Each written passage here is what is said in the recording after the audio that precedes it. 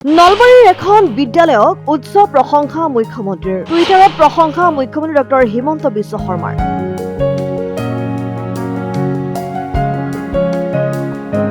শিক্ষামন্ত্ৰী ডক্টৰ ৰণোজ পেগুৱেও প্ৰশংসিলে বিদ্যালয়খনক নলবাৰীৰ সাংবাদিকলৈ মুখ্যমন্ত্ৰী কাৰ্যালয়ৰ পৰা আহিল ফোন শিক্ষাৰ নৱদ্বীপ খ্যাত নলবাৰী জিলাৰ বৰক্ষেত্ৰী শিক্ষাখণ্ডৰ অন্তৰ্গত ডিৰুৱাৰ গোপালথান মিলন এমই স্কুলখনে দৃষ্টি কাঢ়িছে মুখ্যমন্ত্ৰী আৰু শিক্ষামন্ত্ৰীৰ বিদ্যালয়খনে ছাত্ৰ-ছাত্ৰীসকলক গুণগত শিক্ষা দিয়াৰ লগতে ব্যৱহাৰিক জ্ঞানৰ প্ৰশিক্ষণ প্ৰদান কৰা কাৰ্যই অসম চৰকাৰৰ মুখ্যমন্ত্ৰীৰ লগতে শিক্ষামন্ত্ৰীৰ পৰাও উচ্চ প্ৰশংসা লাভ কৰিবলৈ সক্ষম হৈছে। উল্লেখ্য যে স্কুলখনত শাক-পাচলিৰ খেতি কৰি সেই শাক-পাচলি স্কুলৰ দুপৰীয়াৰ আহাৰত ব্যৱহাৰ কৰা হয়। আজি উক্ত স্কুলখন পৰিদৰ্শন কৰাৰ বাবে উপস্থিত হয় নলবাৰী জিলা প্ৰাথমিক শিক্ষা বিষয়া সীমান্ত কুমাৰ ডেকা। স্কুলখনত শাক-পাচলিৰ খেতিৰ লগতে সম্প্ৰতি গ্ৰাম্য সমাজ ব্যৱস্থাৰ পৰা হেৰাই যাবলৈ ধৰা কৃষি কাৰ্যত ব্যৱহাৰ হোৱা বিভিন্ন সঁজুলি, মাছ ধৰা কাৰ্যত ব্যৱহাৰ হোৱা সঁজুলি, গৰু গাড়ী কাপোৰ বোৱাৰ বাবে ব্যৱহৃত বিভিন্ন সঁজুলিৰ উপৰি বিভিন্ন ঘৰুৱা বাঁহ-বেতৰ সামগ্ৰীৰ প্ৰশিক্ষণ আৰু ছাত্ৰ-ছাত্ৰীৰ দ্বাৰা সংৰক্ষণৰ ব্যৱস্থা কৰিছে বিদ্যালয়খনে। বিদ্যালয়খনৰ প্ৰধান শিক্ষক কুলেন বৰ্মন তথা শিক্ষক-শিক্ষয়িত্ৰীসকলৰ প্ৰচেষ্টাত গঢ় লৈ উঠা এই ব্যতিক্ৰম পদক্ষেপৰ সন্দৰ্ভত নলবাৰীৰ জ্যেষ্ঠ সাংবাদিক ৰমেন কলিতাই দি আছাম ট্ৰিবিউনত এক প্ৰতিবেদন প্ৰকাশ কৰিছিল।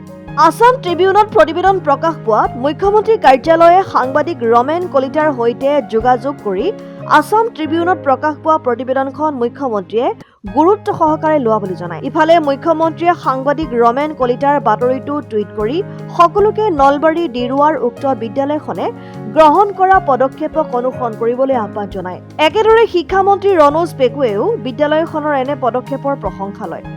মুখ্যমন্ত্ৰী আৰু শিক্ষামন্ত্ৰীৰ উচ্চ প্ৰশংসাৰ পিছতেই বৃহস্পতিবাৰে জিলা প্ৰাথমিক শিক্ষা বিষয়া সীমান্ত কুমাৰ ডেকাই বিদ্যালয়খন পৰিদৰ্শন কৰি উক্ত আপুৰুগীয়া সা-সঁজুলিবোৰ কেনেদৰে সংৰক্ষণ কৰিব সেই বিষয়ে প্ৰধান শিক্ষকৰ লগত আলোচনা কৰে। যেতিয়া 2020 চনৰ জানুৱাৰী মাহত মই প্ৰধান শিক্ষকৰ দায়িত্বভাৰ গ্ৰহণ কৰিছিলোঁ তেতিয়াৰ পৰাই মোৰ লক্ষ্য আছিল বা মোৰ এটা সপোন আছিল যে এই স্কুলখন কেনেকৈ এখন আদৰ্শ স্কুল হিচাপে আমি গঢ় দিব পাৰোঁ। প্ৰয়াত বীৰেন্দ্ৰনাথ তালুকদাৰৰ নামত আলোচনাৰ মাধ্যমেৰে আমি এখন কৃষি উদ্যান স্থাপন কৰিলোঁ স্কুলত, য'ত উৎপাদিত হয় বিভিন্ন ধৰণৰ শাক পাচলি সেই উৎপাদিত শাক পাচলিসমূহ আমাৰ মধ্যাহ্ন ভোজনত ছাত্ৰ ছাত্ৰীসকলক তেওঁলোকক আমি মধ্যাহ্ন ভোজনত ব্যৱহাৰ কৰোঁ। তাৰপিছতে আমাৰ প্ৰতি শনিবাৰে আমি এটা শনিবৰীয়া চৰা আছে আমাৰ, প্ৰতি শনিবাৰে আমাৰ ষ্টাফৰে মাননীয় ৰমেশ চন্দ্ৰ ৰামচাৰী ডাঙৰীয়াই আমাৰ ছাত্ৰ ছাত্ৰীসকলক সংগীতৰ ক্ষেত্ৰত যথেষ্ট শিক্ষা দান কৰি আমাৰ ছাত্ৰ ছাত্ৰীসকলক আগবঢ়াই নিছে।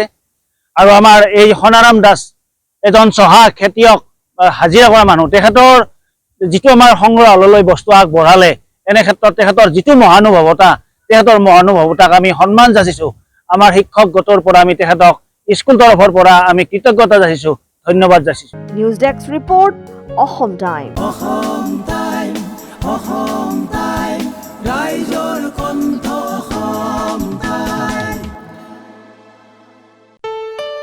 ঘৰত আনন্দ আৰু সম্পৰ্কৰ চমক বজাই ৰাখিবলৈ জৰুৰী হৈছে সকলো আনন্দময় মুহূৰ্তত মৰমৰ উপহাৰ দিয়াটো। সেইবাবে মধুশ্ৰী জুৱেলাৰ্ছে আনিছে সকলো ৰঙীন ক্ষণৰ বাবে বিশেষ গহনা। হীৰাৰে হওক, সোণৰে হওক বা ৰূপৰে হওক, শ্ৰেষ্ঠ ডিজাইনছ আৰু হলমাৰ্কযুক্ত গহনাই ৰাখে সম্পৰ্কক নিখুঁত। তেনেহ'লে আজিয়ে আনক আনন্দ মধুশ্ৰী জুৱেলাৰ্ছৰ সৈতে। যোগাযোগ কৰক 7002800341 নাইবা ভিজিট কৰক LNB ৰোড, নলবাৰী, অসম।